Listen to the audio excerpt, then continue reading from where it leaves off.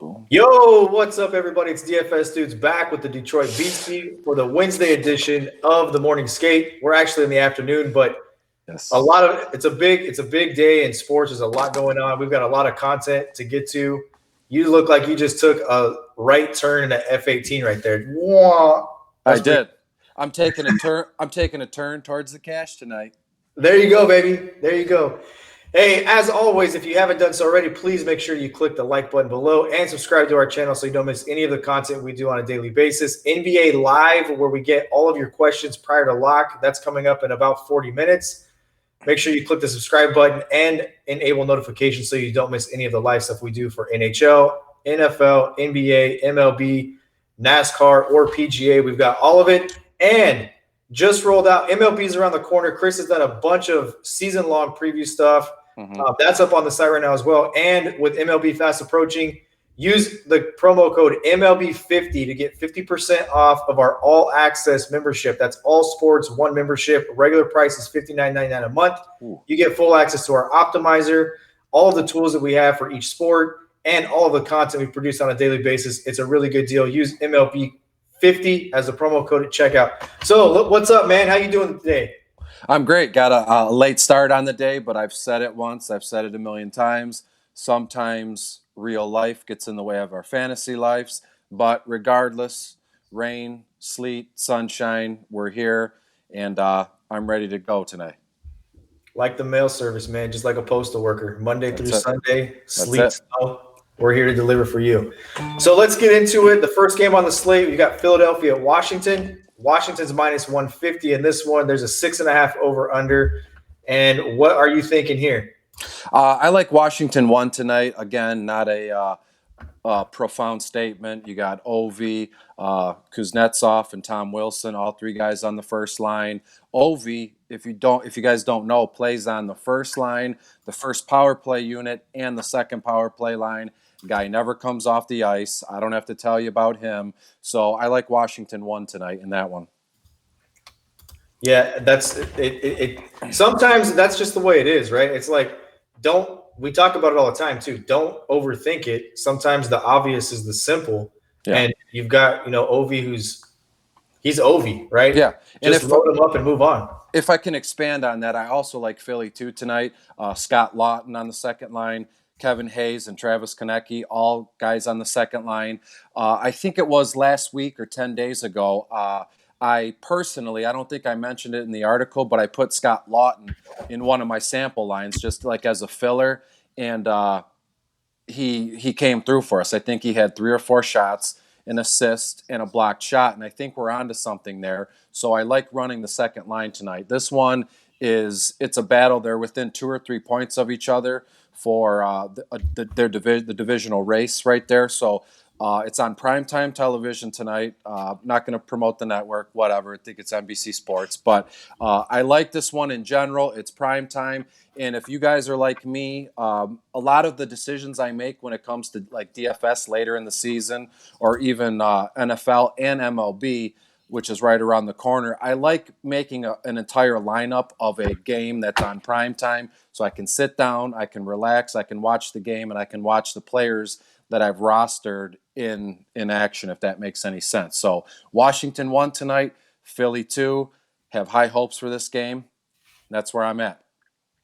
2 quick things that I want to make sure that I shout out. I got caught up in doing the promo stuff for the website. But the first one is you nailed Toronto last night, and you nailed that it was a setup and it felt like a trap. And that's absolutely what it was. San Jose got an empty netter late in that game to make the score a 5-2 game. But that game really wasn't even a close game, and Toronto looked frustrated the entire game. And then the second call you had, you were all in on Max Pacioretty yesterday, and boom, did he come through just like you predicted. Yes. Well, thank you for that. And I know Max was one of the more higher-priced guys on the slate, but you and I have talked chalk till we're blue in the face, so I won't continue with that, but thank you. Hard work pays off, right? Absolutely. Moving on, Columbus at Calgary. Calgary minus 180 in this one. This one has a 5.5 over under. Anything here? Absolutely. Columbus 2 tonight. Foligno, Jenner, and the old Red Wing Gus Nyquist all on the second line. Foligno and Nyquist play on the first power play unit. I like them tonight. Hi to, is that your wife in the background? No. Oh. And Calgary too tonight, if I may. Andrew Mangiapane, Michael Backlund, and Matthew Tkachuk, all guys on the second line. You get exposure to power play 2, power play 1. The over-under is perfect tonight for this, so I can see a 4-2, 4-3 final. I'm going to want pieces of both of those lines tonight. That's what you get when you go live. My daughter just walked right through the video. That's fine. That's just what you get. That's live. That's live. And what about me saying, is that your wife, but it's your young daughter? What a dope. You know what? They look identical. It's crazy how much people look like their parents when they grow up. I wish I had stopped looking so much like my dad. Maybe I'd have more hair. Absolutely. But I've digressed. Anaheim's at Colorado. Colorado's a huge favorite in this one. This game has a 5.5 over under. I'm not sure I agree with that. If I was betting on this game, which I'm not, and I'm not recommending any betting information, but what I would probably pick the over here just because of how well Colorado's played, how much we love Colorado this year, and really how bad Anaheim is. A funny thing, I actually watched the third period of the Sharks game last night because we had – who did we have in our cash line? We had – I can't think of who it was. I think his number is 91 for Toronto. I can't think of who it was. But I watched it, and an interesting point was, and this game's obviously in Colorado, but the Sharks announcers were talking that the trip west used to be a gauntlet, and this season these teams are just not very good hockey teams. No. So tonight I'm going a different route in this one. I didn't mention Colorado 1 and 2 tonight. We know what they can do. I have a sneaky play, which I'm a little apprehensive going all in on them because it would burn me, but I'll own it. Everything we do is they're just what's the word I'm looking for? Educated guesses. We can read stats and calculate numbers as much as we want, but I want a lot of Colorado's third line tonight. Valeri Niskanen, Tyler Yost, and Martin Kaut. They're all line 3 guys. They're cheap as can be, and when you dig in a little bit more, Niskanen plays on the second power play. Kaut plays on the second power play, while Tyson Joust plays on the first power play line with Crosby, Malkin. It's just an odd circumstance that you can look into this stuff and you find these really cheap guys, but they have exposure to much more than you would think. So you think third line, 11 to maybe 14 minutes a night, if that. But then you get Jost in your lineup and an assist, a goal, and it's like it pays. He hits value in one play on one shot. You know what I mean? So I'll say it right now. Colorado 3. I like them tonight. If it pays off, I look like a genius. If it doesn't, I eat it and we move on to tomorrow. I'll tell you what, if you're not an avid hockey fan and you like playing NHL DFS, the articles that Chris produces, that's exactly what they break down. They tell you the line that the player's on and what power play line they're on as well. And that's a perfect example of people that are on a second or third line, but they're on a first power play line. And the reason I'm going to bring that up a little bit is I'm one of those people that I'm not an avid fan. Like last night I watched the third period of a hockey game. We had some ownership in that game, 1, but 2, the basketball games that ended, I was done watching basketball and I flipped on hockey. I had no clue that they switch up the power play lines. Like if it's a 2-minute power play, line 1 gets a minute and they may switch it up and line 2 gets the second minute of that. So, it's not like in baseball or basketball, if you're buried on a depth chart where you just don't get any burn. Like these guys switch it up quite a bit. And I want to say last night, the second San Jose had cleared the puck,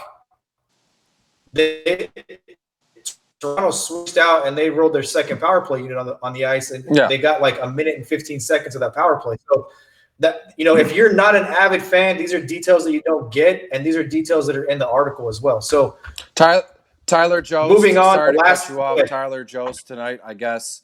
With what we've said, people are going to have their eyes on him tonight. He's $3,800 on FanDuel. I mean, you can't go wrong with that. I mean, that's as cheap as it gets. No, and that's takedown upside, right? That's takedown upside Absolutely, when yeah. you're able to put that kind of value and you're able to get leverage on the field with that low of ownership on a player that is skating in minutes that you're not going to look at if you're doing drive-by research and just putting players in your line that's like, oh, he's on the second line, I'm not going to play him. You're never going to know that. Correct, yes. So moving on, Arizona, Vancouver. I know you like Arizona because you put them Yeah. on your stacks thumbnail, I believe, today. The cover, And yeah. yeah, like I so you're on them. I do. You know what? You know what's funny is, I mean, there's only 4 games tonight, but I like to pick favorite games. I mean, I know I touched on Washington, Philadelphia, but that's early in the evening, and then tonight, Vancouver and Arizona. That's the late game. I like Vancouver too tonight. J.T. Miller, Elias Peterson, and Tyler Toffoli, all line 2 guys. All 3 of them also are doubling on their first power play unit. But I also like Arizona 1 tonight. I don't think many people. I don't think I have that much clout where I could say, Arizona 1 and then everybody's going to be on them. But let's be honest, how many people ever talk about Arizona hockey in general? So I like Arizona 1 tonight. It's got a 5.5 over under.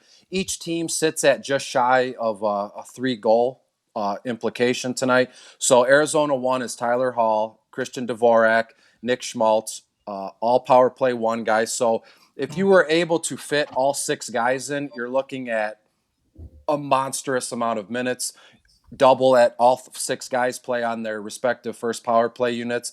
But what you might find odd, and I'll address it right now, is in the net, which was published about a half an hour ago, our goalie article, and we dig into that. I like both goalies as well. They're both value guys. Today I had a pay up guy. A pay up cash goalie, pay up, and then I had 2 mid tier guys because they were both in that $7,400 range. I like both of those guys. What's his name? Thatcher Demko and Darcy Kumper tonight. Good goalies, but obviously, if you're going to you don't want to stack a team against your goalie. But it might not make sense to you, but in my mind, in my maniac mind, it makes sense to me because you can, mix and match the right combo, and if you do it right, it works. And I would like that you brought that up for one reason. I've looked at certain goalies in games this year, and one of the things for just being a DFS player, and one of my main rules is, and it's my slogan, right? Minutes equal opportunity, opportunity equals production, and production equals points, fantasy points.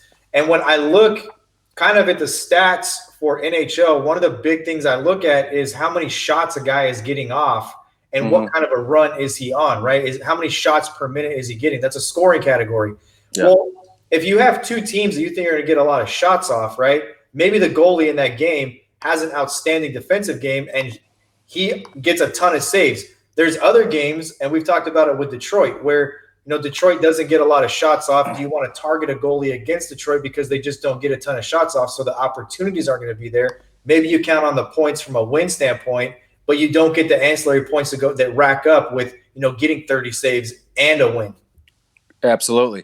And I've told forgive me for not having the exact numbers. It's not very professional, but on the FanDuel scoring, I mean, I speak to FanDuel more than DraftKings because FanDuel is what I know. I don't want to give bad advice to people who play on DraftKings because I don't play on DraftKings often.